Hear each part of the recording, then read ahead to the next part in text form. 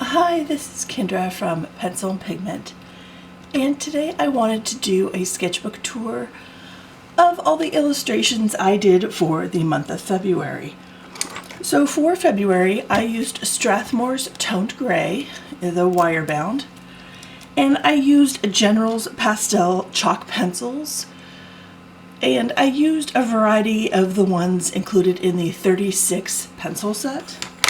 I have videos talking about these pencils and my review, and I will link all those in the description box along with all the products I show you.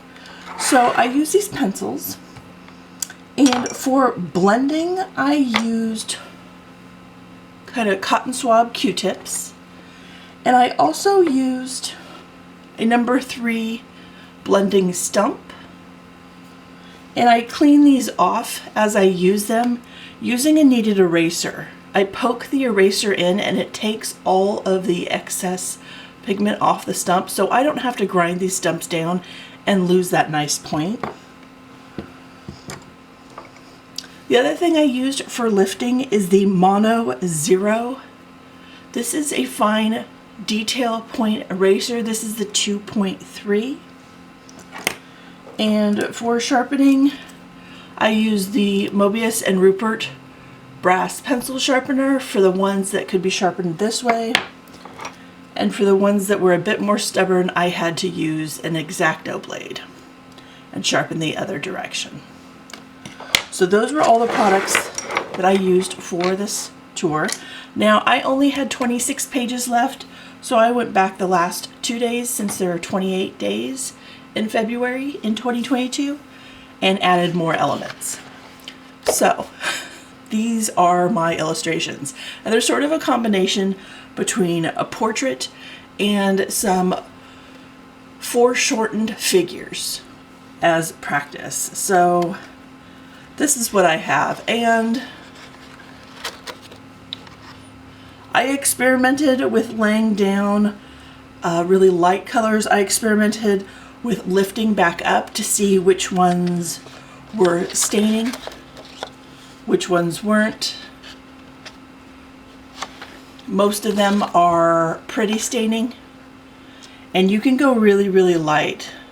This was done with just, like the cheeks and the highlights were done just with the swab, putting that back on, not with the pencil.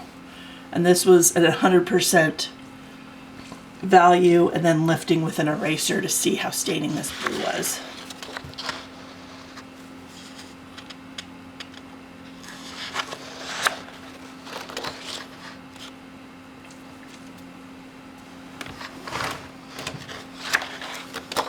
If you are interested in doing more portrait drawing, I have a video on proportions, and I will link that below. Sort of tips and tricks to help you. Here is someone sort of looking through lace, so there's weird highlights on the face.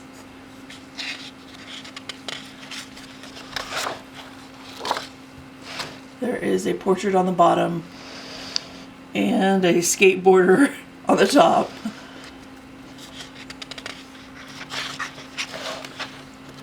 And I find with these, because most of the colors are very, very staining, that the lighter you go, the easier it is to lift and sort of move the pigment around. And then you could build up darker values with additional layers, like for the pupil and the eyebrow and the eyelashes and sort of the nostrils. Those will always be the darkest value of a portrait of a face. And I really, out of this set, my favorite was the black, and my second favorite would be probably the rose madder. The blues are also very staining. The reds, most red products are pretty staining. This is a nod to Toy Story, just for fun.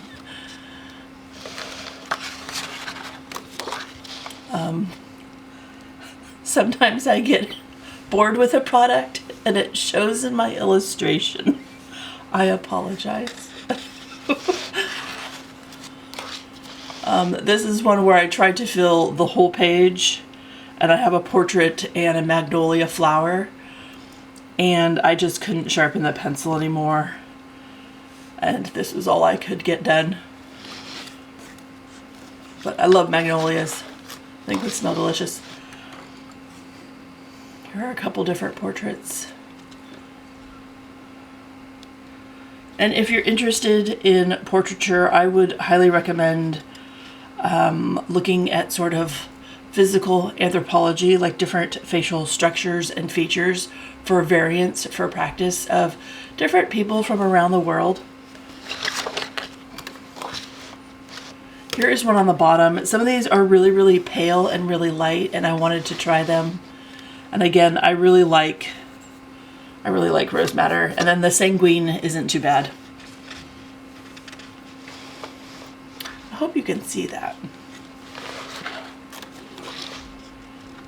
And some of these I did in my Thursday Draw With Me video, and I will link those as well if you want to see the beginning process of what these look like when I start illustrating.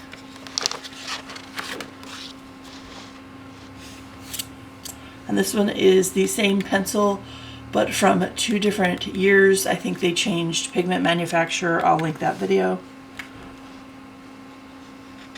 And just practicing with different highlights. So what really makes a face pop is the shadow and the light. That's the depth that's created within that. So the darker your darks and the lighter your lights, the more your portrait will pop out and look more realistic or more visually interesting.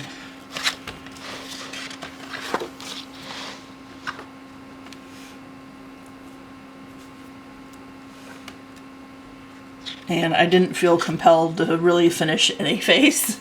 I just did partials with this product. And again, I really, really liked the black. That was my favorite, and I blended that one with the number 3 stump.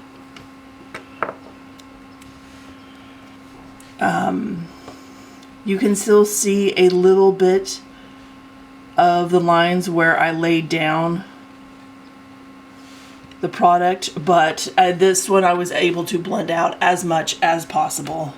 And again, dark darks, light lights. The eyes really pop when you have a lot of darks. And this I was able to lift using the Mono Zero eraser. And here's my foreshortened figure jumping. And here is just a page of portraits of faces. A lot of these are really hard to see. You have like robin's egg blue. These are really, really pale, and I apologize. You're not missing much, so it's okay. Here's one that is sort of a pale gray, and it kind of looks like silver point drawing to me for some reason. The gray on gray is an interesting choice, I guess you could say. This is the heliotrope. And again, I hope you can see that there are hands. That is me bored with a product, putting my hands up. I apologize if you can't see that. This is yellow ochre versus yellow orange. There's a lot of redundancy in the 36 set. So I just wanted to put those side by side so you could see. And here's a couple reds side by side of portraits.